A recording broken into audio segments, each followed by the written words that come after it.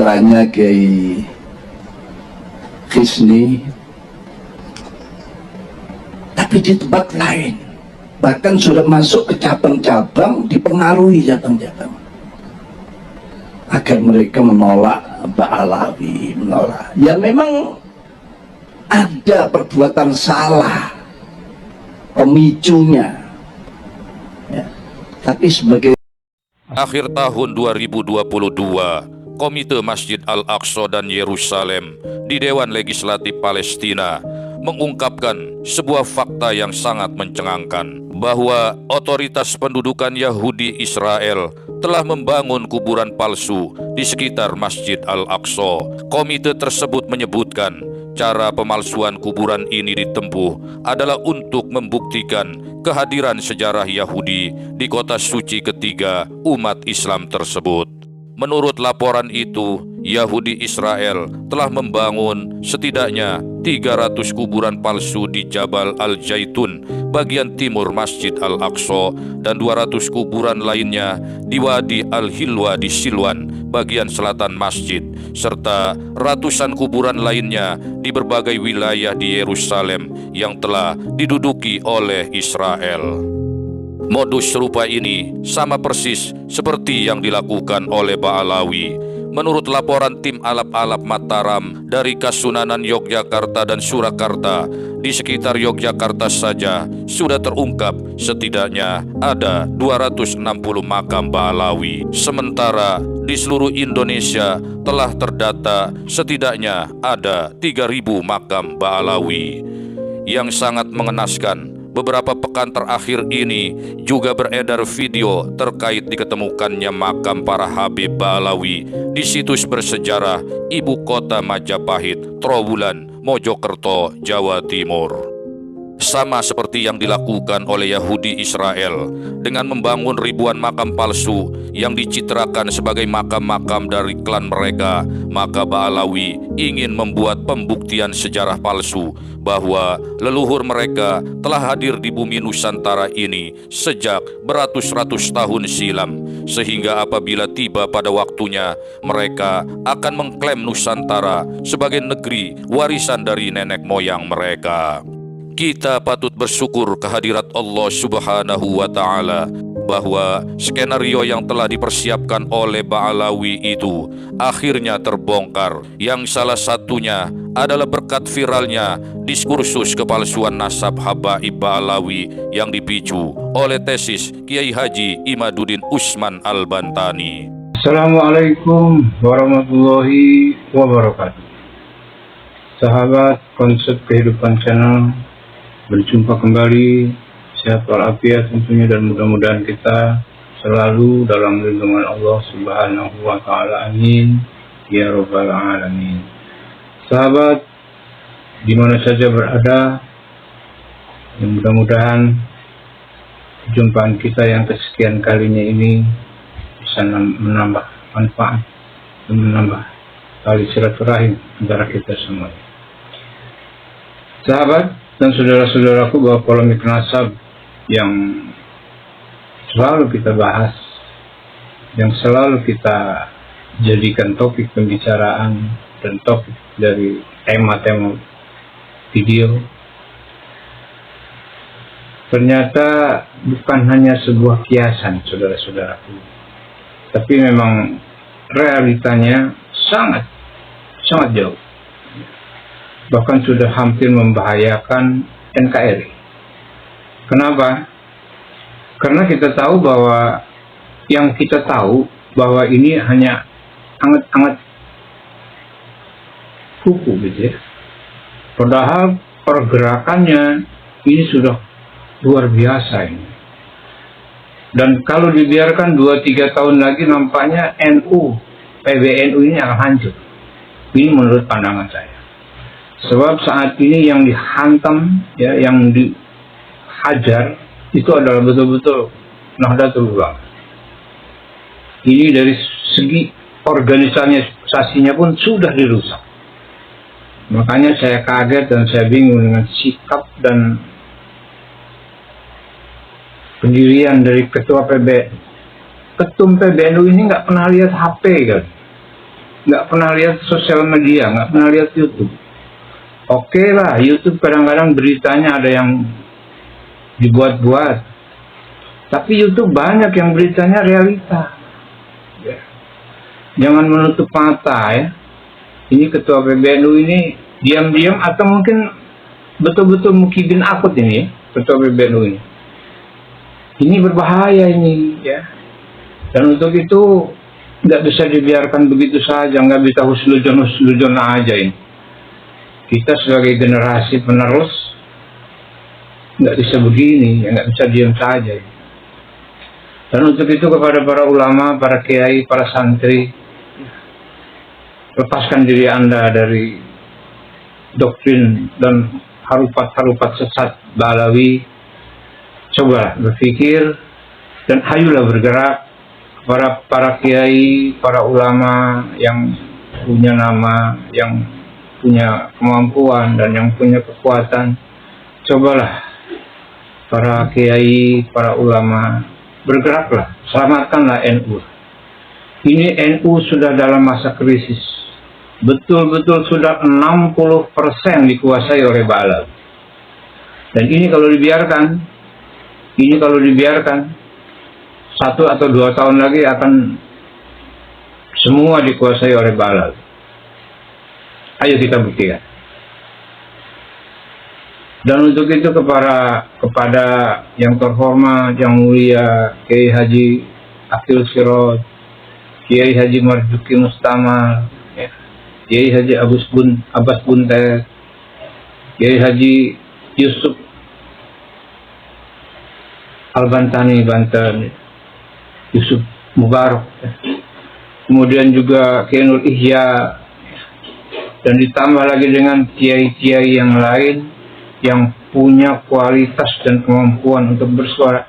Ayolah bersuara, selamatkanlah NU, ya, jangan sampai hancur. Kan kita ingat bahwa apabila NU hancur, maka NKRI pun akan hancur. Habis hancur NKRI. Sebab kekuatan kita memang betul-betul ada di NU. Ya. Dan sekarang kalau kita lihat dan kita perhatikan, jangan hanya kiai, jangan hanya mukibin, jangan hanya santri, tentara dan polisi pun masih cium tangan sama Habib, masih menyerah di hadapan Habib, bersenjata lengkap tapi di hadapan Habib, yang mengaku Habib cium tangan. Betapa mulianya itu Habib di mata-mata para TNI dan Polri. Banyak masih Polri yang cium tangan di jalan. Masih banyak Polri yang cium tangan kalau ada. Pada seperti Bahar Smith. Kita tahu bahwa Bahar Smith itu dengan segala kasus dan permasalahannya. Tapi kalau si Bahar Smith datang ke satu komando, itu yang ada TNI cium tangan, memeluk, menyium, takut nggak kebagian surga kali, ya. Padahal TNI itu harga mati NKRI, ya. Tapi masih takut kehilangan surga. Betapa pedihnya nanti hidup di neraka barangkali. Kalau jauh dari Habib, ini sangat berbahaya. Polri juga begitu.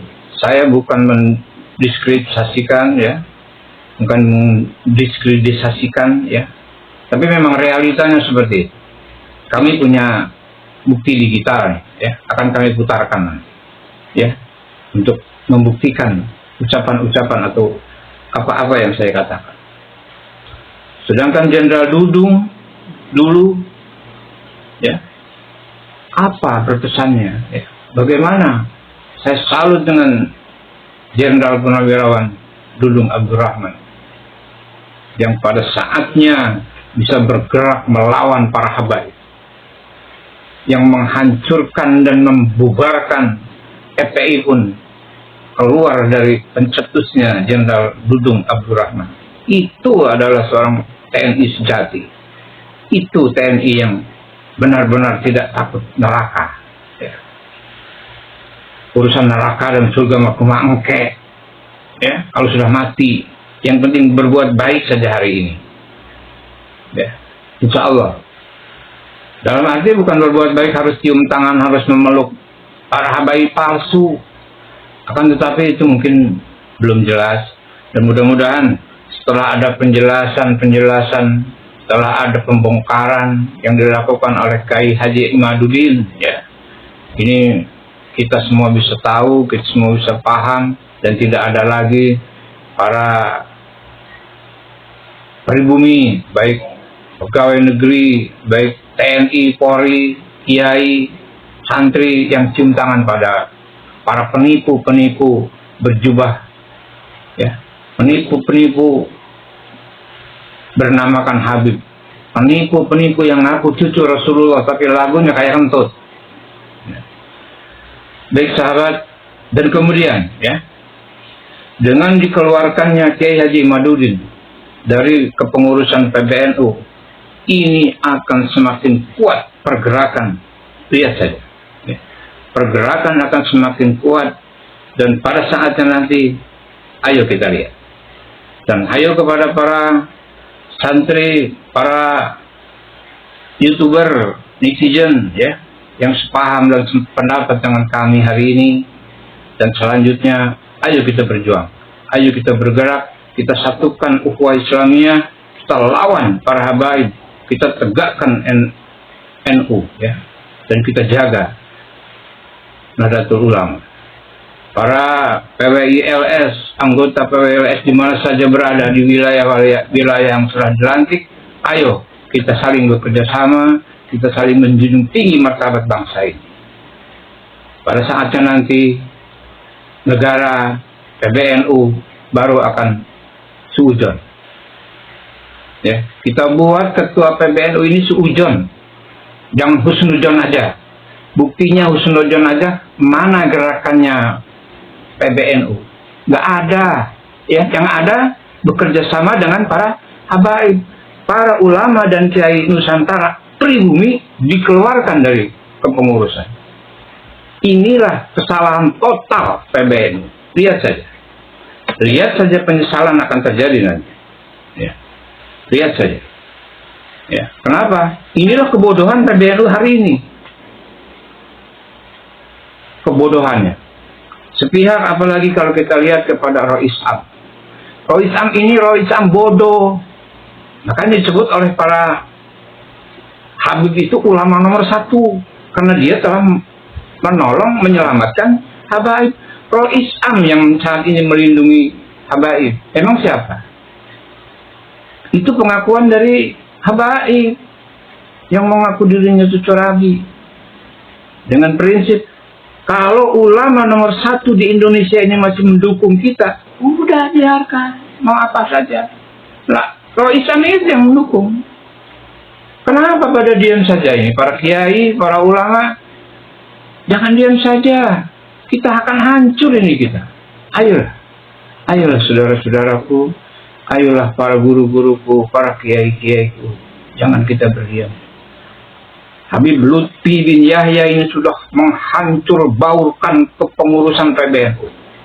Ya. Dengan jalan, mungkin diberi uang dari hasil CP kuburan palsunya ini. Mungkin uang CP kuburan palsu ini dibagi-bagikan di PBNU ini. Saya bukan memfitnah. Mungkin. Dan ini bisa terjadi, kenapa tidak? Bukan sedikit kok aslinya. Kemana uangnya? Ya mungkin untuk menyelesaikan hal-hal seperti ini. Dibagi. Diam kau, tutup mulut kau. Ya apa hasilnya di PBNU? Ya kan? Sementara dapat uang dari hasil CP kuburan palsu. Ya enak. Tinggal dukung aja. Tinggal berkata oke.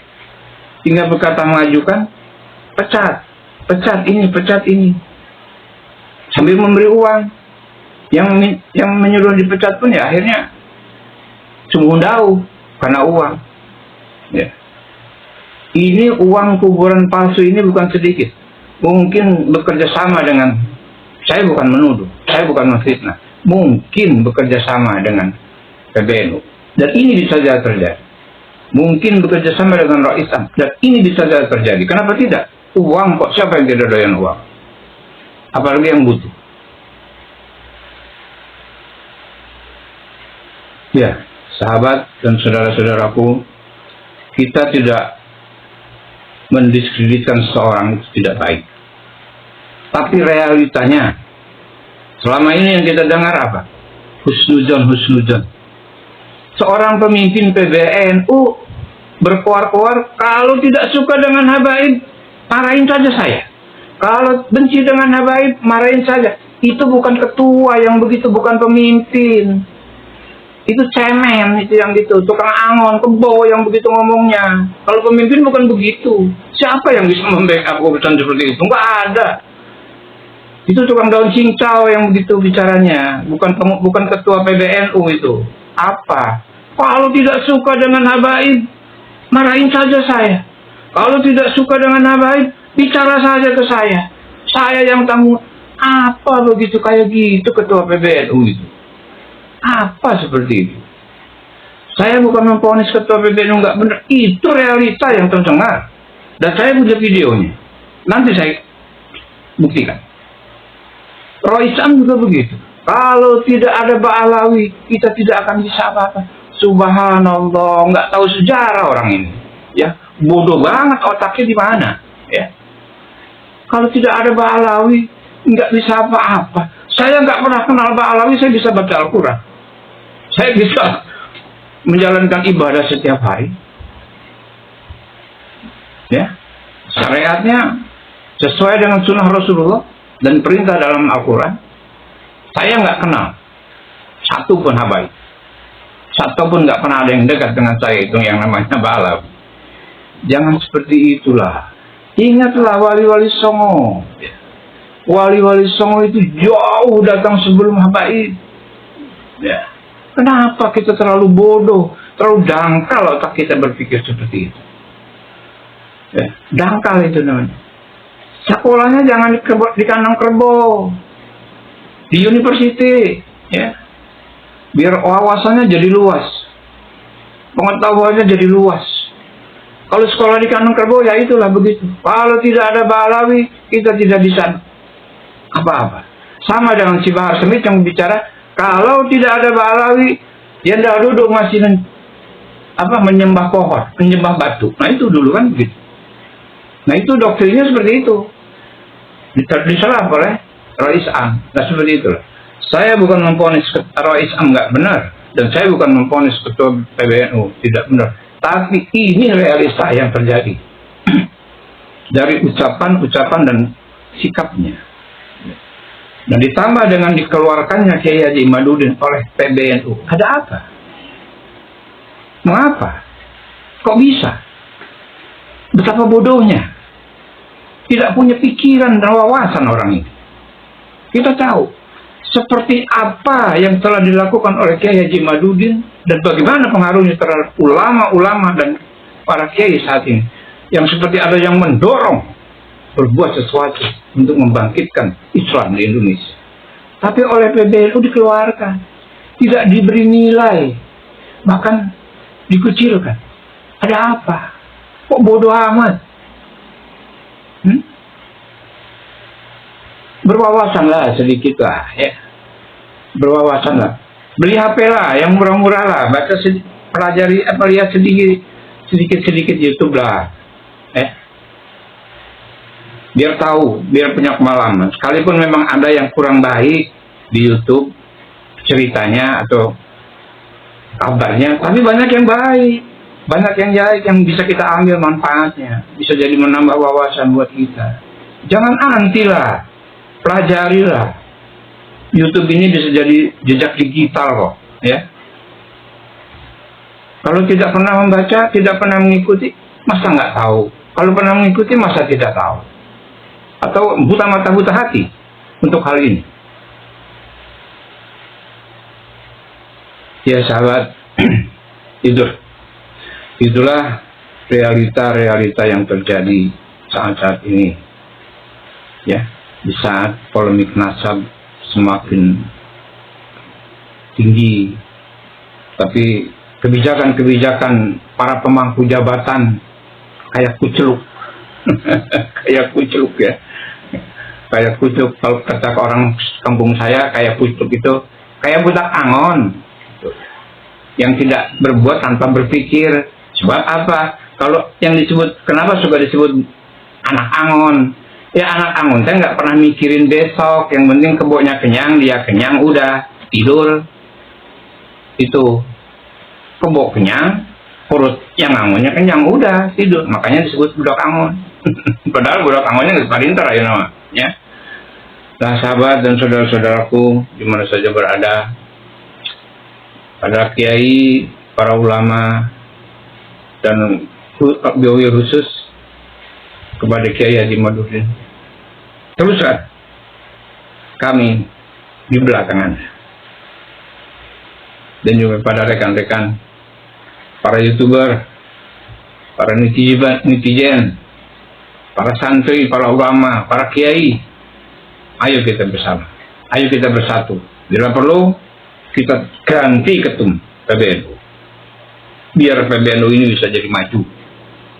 Bila perlu kita ganti itu Roh Isam. Masih banyak kok ulama yang lebih pintar daripada Roh Isam yang ada sekarang.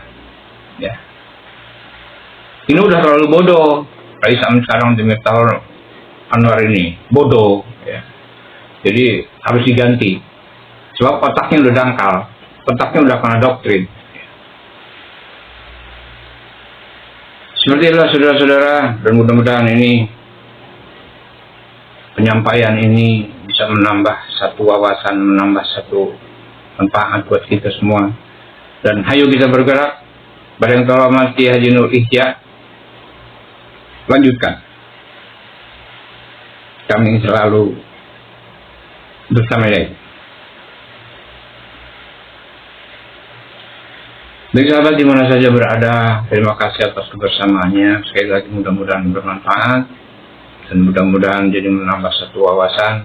Ayo kita bersuara, lantangkan suara kecilmu, suarakan bisikan hatimu agar didengar dan sampai ke telinga-telinga orang yang sedang tidur.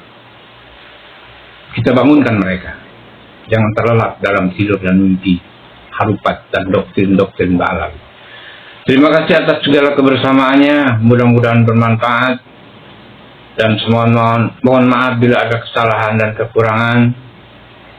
Saya manusia yang punya rasa dan hati, yang ingin menyampaikan sesuai dengan apa yang ada di hati dan pikiran kita. Saya ingin maju, dan saya bukan manusia yang terkena doktrin. Saya tidak pernah kenal balawi siapapun. Ya. Dan akhirnya saya mohon maaf sekali lagi. Wabillahi taufiq wa hidayah. Wassalamualaikum warahmatullahi wabarakatuh. Ayo kita bersama melawan para balawi.